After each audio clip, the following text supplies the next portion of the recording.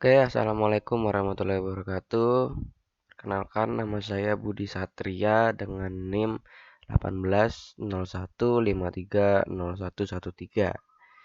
Di sini saya akan menceritakan atau menjelaskan kepada teman-teman semua tentang apa itu regresi, klasifikasi, dan klasterisasi. Nah, untuk mempersingkat waktu, mari langsung saja kita mulai saya untuk menceritakan ya. Nah, regresi itu adalah sebuah model statistik yang digunakan untuk memprediksi nilai dari variabel tertentu. Nah, analisis regresi ini berupa untuk mengurangi error atau selisih yang ditemukan sehingga fungsi dari model suatu data itu dapat diketahui. Sebagai salah satu bagian dari supervised learning, regresi ini berguna untuk menganalisa nilai secara kontinu. Nah, contohnya itu ketika seseorang ingin memprediksi sebuah harga mobil. Nah, ya, maka yang diperlukan itu adalah model regresi dari data yang diperlukan. Nah, itu berupa nilai atau harga secara kontinu dari harga-harga dan nilai sebelumnya. Nah, baru setelah itu variabel yang diinginkan ini dapat dianalisa sehingga harga mobil ke depannya itu dapat diprediksi seperti itu. Nah, algoritma regresi itu merupakan suatu model variabel yang berguna untuk menyelesaikan analisa data. Beberapa jenis regresi yang kerap ditemui seperti decision tree regression, lasso regression, polynomial regression, linear regression, rate regression, dan masih banyak lagi sebenarnya. Nah, namun yang paling sering diaplikasikan dalam pengolahan data itu adalah linear regression. Penggunaan beberapa algoritma tersebut sebenarnya menyesuaikan dengan kasus yang akan dihadapi. Jadi sehingga untuk menganalisa itu dapat dilakukan dengan teknik yang tepat untuk meminimalkan error. Nah, terus ada klasifikasinya. Klasifikasi, tadi kan ada regresi terus klasifikasi. Nah, klasifikasi itu adalah cara olah data dengan mengelompokkan bagian-bagian tertentu yang belum memiliki label sesuai dengan jenis atau set kelas discrete-nya.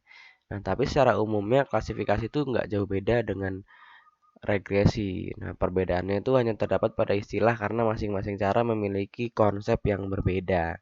Sama halnya dengan regresi, klasifikasi itu juga memiliki dua jenis variabel yaitu target variabel dan feature variabel. Nilai variabel target pada klasifikasi itu harus dalam bentuk nilai diskrit. Kemudian dalam data tersebut akan terdapat beberapa kategori untuk meletakkan data-data yang baru saja memiliki label.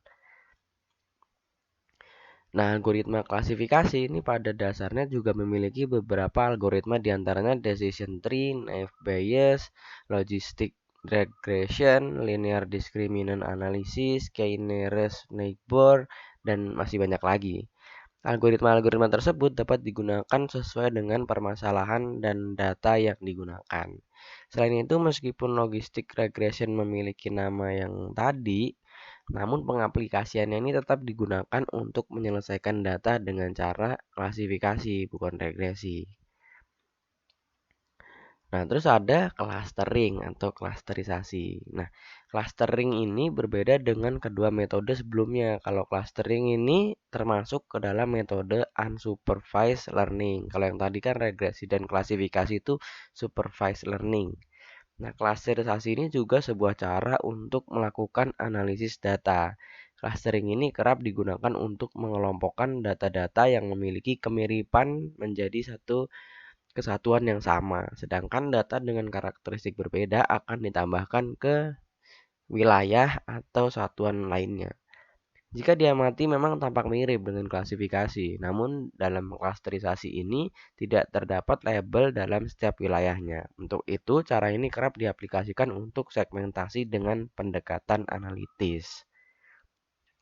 Nah, algoritma clustering ini ada partition based clustering digunakan untuk mengklasterkan data-data dengan bagian paling kecil seperti key median, key means maupun fuzzy C-means. Terus ada density based algoritma adalah salah satu metode pengklasteran yang paling fleksibel karena dapat disesuaikan dengan kehendaknya. Akibatnya, ketika terdapat noise pada dataset, algoritma tetap akan bekerja dengan baik. Contohnya itu DB scan. Terakhir adalah hierarchical clustering yang berguna untuk mengklasterkan data-data dengan ukuran sangat kecil. Sebab jenis algoritmanya sangat intuitif dan berupa pohon-pohon klaster. Nah, mungkin itu saja yang dapat saya sampaikan. Kurang lebihnya mohon maaf. Terima kasih untuk yang sudah mendengarkan dan sudah memperhatikan. Wassalamualaikum warahmatullahi wabarakatuh.